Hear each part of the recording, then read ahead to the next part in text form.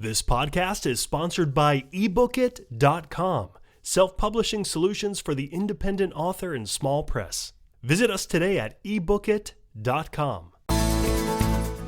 Welcome to the Toastmasters podcast, the official podcast of Toastmasters International. Hello, everybody. This is Greg Gazin. And I'm Ryan Levesque. Ryan, how's it going today? I am doing fantastic, Greg. How about yourself? Doing pretty good. I think today's a pretty good day to do a little brainstorming. What do you think? Sounds apropos to me. And do we have an apropos guest speaker for today? Absolutely. Yes. When distinguished Toastmaster and past district governor Craig Harrison joined Lakeview Toastmasters in Oakland, California in 1992, he was, by his own admission, a stumbling, mumbling, fumbling bag of insecurities. 24 years later, Toastmasters not only turned his fear into fun, but helped him break into management, change careers, publish books, become a professional speaker, and travel the world. He and his company, Expressions of Excellence, owe it all to Toastmasters. You've likely read one of over 70 of his published articles in the Toastmaster, attended one of his 3 Toastmasters convention programs over the years, or been touched by one of his programs as he visits clubs across many continents. Helping others become the consummate Toastmaster, please welcome the author of the article in the April edition of the Toastmaster about brainstorming, Craig Harrison. Welcome, Craig. Welcome. Thank you, gentlemen. Great to be back with you again. Great to have you with us. So we are chatting today about brainstorming, Craig. And to start off, I want to ask you, what's the difference between brainstorming, as you've written about it in your article, and what I'll maybe call informal brainstorming that happens within a meeting, maybe for a Toastmasters club or in a company? Let's say, for example, an employee has left the company and people are facing that situation in a meeting, and someone says, well, we need to place an ad right away. And someone else says, well, why don't we do a temp to perm? And then someone says, no, we can't do that. We need to promote from within. Let's find a candidate from within. So that's kind of an informal brainstorming. How's that different than what you're proposing for us today? It's related, and it's all good. What I would say is that with brainstorming, official brainstorming, you're really suspending judgment and in the process of generating oodles of ideas. So quantity becomes important. And at any given time, what you described can thwart an actual brainstorm because somebody will realistically say, oh, well, that won't work. That's been tried before. We don't have the budget for that. So sometimes the reasonableness gets in the way of the exercise of brainstorming, which really asks you to suspend judgment and to exhaust all the low-hanging fruit and then really get creative and really come up with ideas out of your normal thought processes. Is brainstorming something that you have to plan ahead of time, or is it pretty much done impromptu? I believe the best brainstorms do have some setup and some intention and some focus that help them to succeed. It's true, on a moment's notice, we could do a standing brainstorm or a virtual brainstorm. Yet I find that the more we put into it in terms of getting the right people in the room, setting the right tone, creating the right environment. Maybe it isn't a room, in fact. Maybe we're on a merry-go-round or in some fun environment that stimulates creativity. Plus, we really do want to orient people and warm them up. And so things like that take more time. Plus, if we're going to have an exhaustive session, we might want some nourishment and some games and some tongue twisters or brain teasers and things of that sort. So, it's really like a date in a sense, but the more intention, the better the results. Yeah, I'd like to ask you a little bit more about the notion of suspending judgment as folks are tossing out ideas during the brainstorming.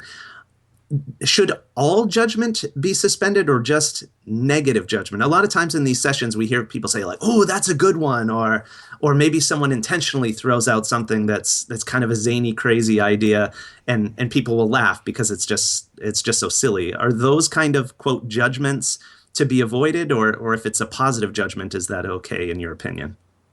I think there's a fear in editing and there's a fear in selective judgment. So if you can get people in advance to adopt some ground rules that will accept all ideas and we will suspend judgment, then people who are shy are more prone to share an idea. people who are introverts or who are quiet or insecure or for whom English is a second language are more likely to participate. Now, there's always a prankster, and I've been that person that scores points or wants to show off how smart or clever that they are. So in advance, we can say that, look, this is a team activity. Let's be collaborative. Let's think of the greater good. But the moment you start to label and judge and categorize, I feel that some of the magic is lost. And it's natural. We're all reasonable, logical, responsible adults who have budgets and timelines and limited personnel and stress. But for the activity of brainstorming, you want to get out of that. You want to let go of your usual patterns of reasonableness where you say no or you say yes, but, because all it takes is one of those to quash the mood in the room. In the article, I actually shared a story. I believe it's the truth is I was the person who mustered the courage finally to share an idea in a brainstorming session. And the moment I did, the manager from the East Coast who had just transferred in said, well, that'll never work. For the 59 other ideas that were floated, she didn't say a word, but the moment she labeled my idea as that won't work, you could feel the air go out of the room. You could feel people tightening up and a thud as she rained on my brainstorm. It was palpable. So yeah, judgment at this stage when you're generating ideas should be suspended, in my opinion. And I think there's an additional dynamic in that example as well, which not only was it a negative comment about your idea, but it was a negative comment from someone in a position of power, right? Absolutely. Yeah. And the rest of the session, everybody out of the corner of their eye was looking at her for how she was going to react. And so that goes into another one of your suggestions in the article, is that everyone becomes an equal player during the brainstorming session. Can you talk a little bit about that? Yeah, there's such a wealth of knowledge in the room, and by accepting all ideas with a yes and approach, it's the great leveler. We're not hung up on who the idea comes from. The truth is that, Ryan, your beautiful idea may be modified by Greg, and then by Craig, and then by other people. And it may not resemble the original idea, but for the sake of the greater good, what's important is that we all can contribute. We all have value. And the moment we start to attach names or initials to ideas, things become proprietary. You know, in the book, The Innovators, all about the formation of Silicon Valley and the advent of the high-tech generations, it's fascinating to hear about the brilliant ideas happening around the country and around the world at the same time. But then when the patent attorneys got involved, suddenly then some people were open source and some people weren't. And it's just interesting how I think the same thing happens when you start to let hierarchy find itself in the brainstorming session. You really want everyone on equal footing, and you expect everyone to contribute ideas. That's part of the ethos of brainstorming. We're all going to contribute. We all have something to offer. How do you handle a situation where it becomes quite, for example, political? I'm thinking back years ago, long before I joined Toastmasters, where I was that person who sat in the back of the room and just kind of meekly tried to put my hand up, but was afraid of being knocked down, only to put my hand up or say my piece, and then all of a sudden it gets knocked down, primarily for political reasons, rather than not the fact that it was a good idea. It was just that it was Greg that gave the idea, therefore we should say it's a bad idea. Yeah, let's face it, that's a reality of many situations. That's where a strong facilitator can really work their magic. Now, it's true that the best facilitators are basically seen but not heard, or their hand is deft. But if it seems like somebody's monopolizing the conversation, or if it seems like everyone is nervously looking at the officers or the C-level execs before speaking, then you realize you haven't set the right tone. And again, you've got to set some ground rules and you've got to loosen people up. A good facilitator can identify, well, we've heard a number of great ideas. Let's make an effort to hear from people who've yet to contribute. So you're putting the shy people on notice that you are going to be calling on them, and it's understood that we want to hear from them. And then you have to create the space for them, because there are people that monopolize or like to hear themselves speak. And there are people who have lots of ideas, but a funny thing how they soak up and suck up all the energy in the room, and it doesn't leave a space for other people. It's funny, a past international president was sharing a story. Years ago, I tried to recruit him to leadership beyond the club level, and he just wasn't open to it. Fascinatingly, an international director was in his home club, and everyone deferred to her for everything because she had done it all and had so much to share. It was only when she left the area, retired and moved to a different district, that a void was created that he stepped in to fill. And lo and behold, he ended up becoming an international president. And I think the same thing happens in brainstorming. There are the frequent contributors. It's important to set a tone so that you hear from everybody and that everyone has an equal footing and feels that way coming in. One of the things that you talk about in your article for giving some structure and direction to the brainstorming session is the challenge question. Can you talk about how the challenge question works and how you know that you've got a good challenge question? Yeah, very good question on your part. Sometimes brainstorms fall short because the question may be too specific, or the question may be locking in a course of discovery or a direction for idea generation. However, the opposite can also occur where you have too vague a question. Without parameters, when anything is possible, sometimes everything is, and we fall short. What you really want to do is pose a question that's open-ended. It may start with, how many ways can we, or let's identify strategies for, or what are some ideas we can generate for, and then you state the challenge, the problem, the task at hand. But sometimes the question is so specific or so general that we flounder. And so it's okay to massage the question and even have a discussion about this. People who are interested in this might really enjoy researching a little bit about design thinking and some of the work they do at Stanford's D School, the design school, and work that's been done at IDEO, IDEO. IDEO is a company here in Silicon Valley that helps other companies bring products and services to the world, creative ones. And they talk a lot about the challenge question. One of the books that I cited in the article by a colleague and friend of mine on creative collaboration goes into detail about this concept. Bruce Honig is one of the co-authors of that. I'm looking for the other co-author's name because it's French and I don't want to mangle it. Is it I know there's Alan Rostain? That's the one. Thank you.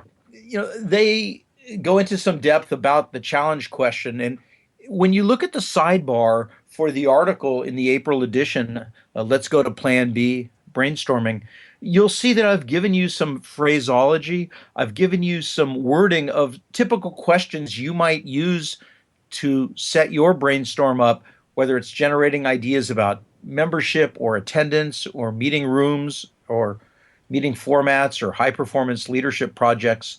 They're questions that are specific and yet general enough to allow all sorts of creative thinking. It makes sense. I'm looking at one right here. It's number 11. How can we leverage social media to better promote our club and attract new guests? I think is a better question than just saying, oh, we need to use Facebook or should we use Twitter, et cetera, et cetera. Absolutely, because it could be Instagram or Pinterest or Snapchat or Twitter. And the moment we start to narrow the focus early on, we've already closed down certain avenues of exploration, certain doors to discovery. What would a good discussion look like if we took this question as an example? Well, once you've established the ground rules that we're going for quantity, not quality, so suspend judgment of your own and other people's ideas, we'd probably throw out the obvious ones. You and I have touched on a couple already. That's the low-hanging fruit, and that's important. And yet, From that, when we really exhaust the obvious, that's when the interesting things start to happen. Maybe we set a goal. We want to generate 30 ideas by the time this call ends or by the time the session ends, and that's okay. Then once we exhaust the obvious, then we really start to look at things differently and turn them upside down and twist them and contort them and stretch them. It's not unlike generating humor, where you take something obvious and you exaggerate it and stretch it and juxtapose it and deliberately contort it to find the funny. I think with brainstorming, something similar is going on. You're putting ideas together in different ways. You're drawing from other metaphors and other fields. And it's okay to bring whatever you bring to the table, whatever work and experience you have and training you have and places you've lived and things you've observed and things you've experienced. Just as earlier in this call, you were describing things that happened in your club, good things, bad things. We all bring wonderful experiences that we can apply in a brainstorming session as we generate ideas for the greater good. I like that, because you were saying keep the questions sort of open-ended, but the goal specific. So we're going to generate 30 ideas. You're fairly close to the end of your session. You go, we got 26. Let's see if we can push for 4 more. That's great. Yeah, absolutely. But again, you wouldn't say we need 300 ideas. That would be demoralizing. Right. I'll be here all day. We need 3 ideas. I think the worst thing to do is say we need 3 good ideas. Okay. And then as they come in, go, nope, nope, nope. That's being a naysayer.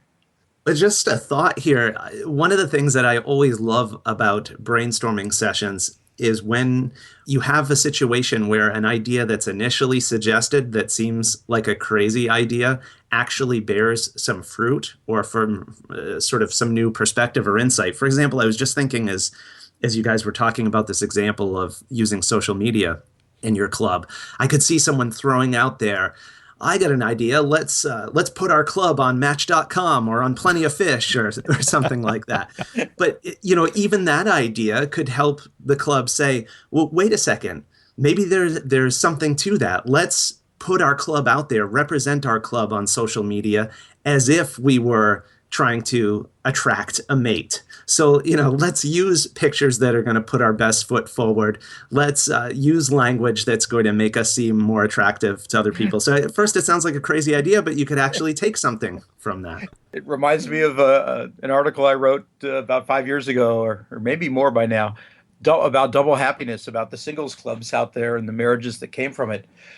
Ryan, I remember that article. Actually, I do. Yeah. Ryan, what you said was brilliant. I really had to hold my tongue to stop from saying yes, but yes. And along the way. Absolutely. Zany ideas have a purpose. If somebody were listening to the transcript, you said, as you described that idea, you gave a yes, but. And all I would say is just change the but to an and, because those zany ideas, the ones that seem off kilter, can nevertheless lead us in a direction from which we can apply something from the dating. If you think about it, isn't membership and getting guests to a meeting, isn't it a blind date? Isn't it really dating? So the metaphor is very valid.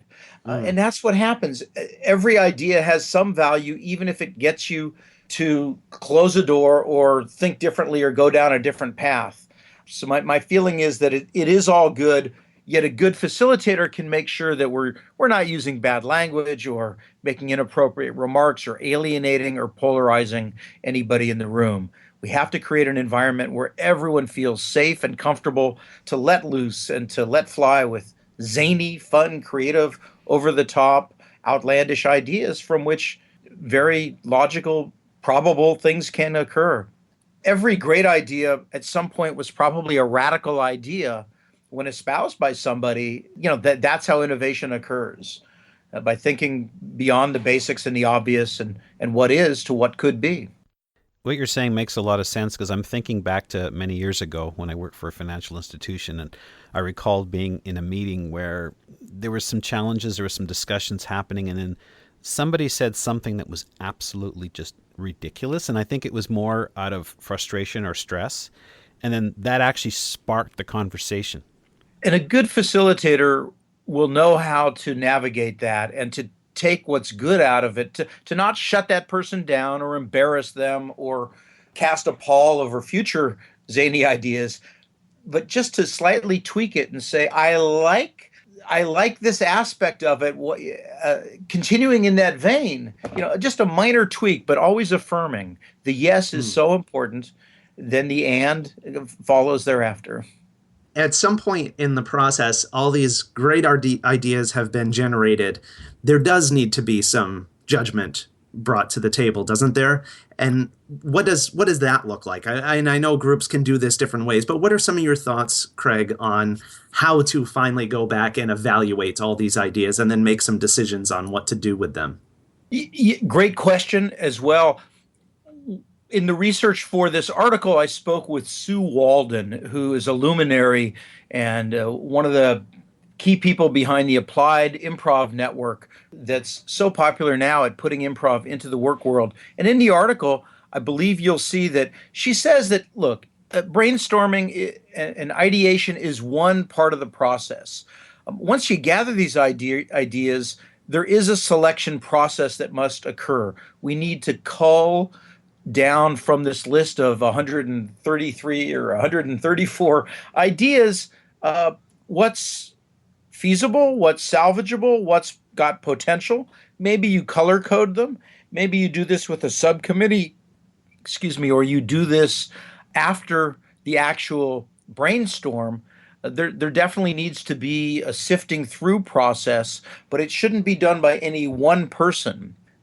Again, a lot of things will be happening. There'll be the official brainstorm session, and then people will go home and sleep on it, but still be thinking about it. And once you put ideas into the universe, wonderful things are set in motion, and ultimately, great initiatives can come out of this. You'll be able to identify the ideas that helped generate the better ideas, and so you may draw a line through them or you color code them, and they may not make the final list of actionable ideas, but they all serve a purpose nonetheless. Craig, while we're doing a lot of brainstorming here, if let's say a club, for example, would like to get started in brainstorming, or it's something that they think this might really be a good idea, how would you recommend they get about doing this or introducing it to the club? Great question. If they needed to stay in their usual meeting place and time, I would say designate a chunk of time in a particular meeting, or perhaps the entire meeting, to the process. I would let people know in advance. I would set the room up differently to create it in a festive environment full of fun things. To maybe you have some music to set a tone, and you maybe wear zany outfits. In the article, I talked about Hawaiian shirts and a Hawaiian motif. We had a boring rectangular room that we called Aruba, and then we gave it an island feel. But definitely leave time for a warm-up, and some of the best ideas come toward the very end when you've exhausted the obvious.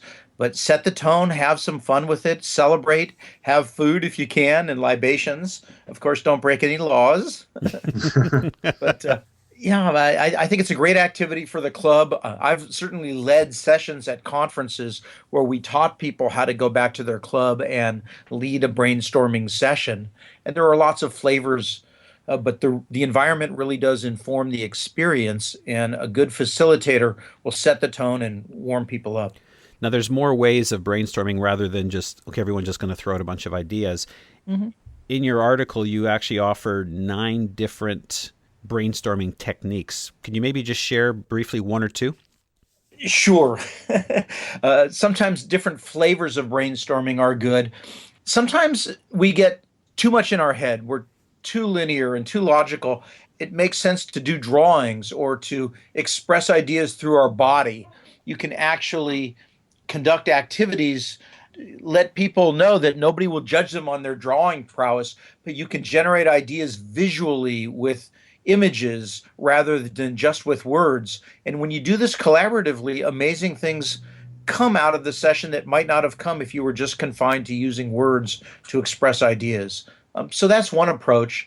Even being a contrarian, doing the opposite and taking the opposite of what would normally be done in most situations can be an interesting exercise in generating new possibilities. I'm thinking of Monty Python with the argument sketch. If I must argue with you, I must take up a contrary position. And that's not just saying, no, it isn't. Yes, it is.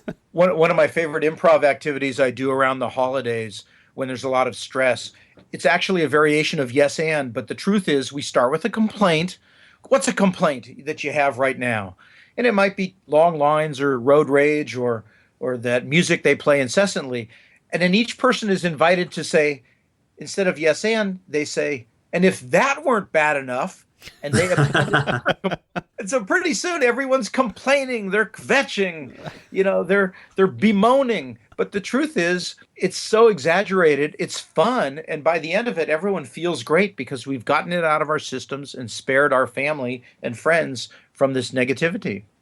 Well, Craig, we certainly appreciate you joining us on the show today. Lots of ideas. I feel like my creative juices are running full throttle here.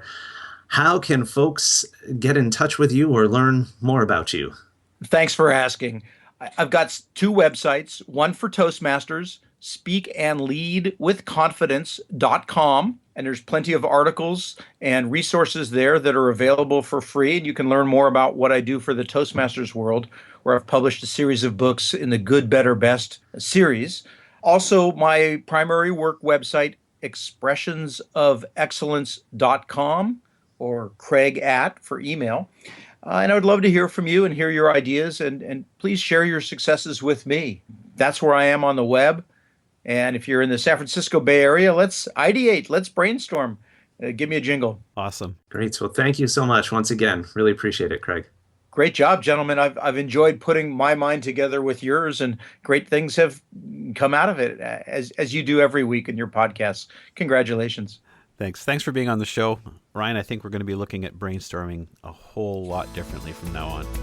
Yes, sir.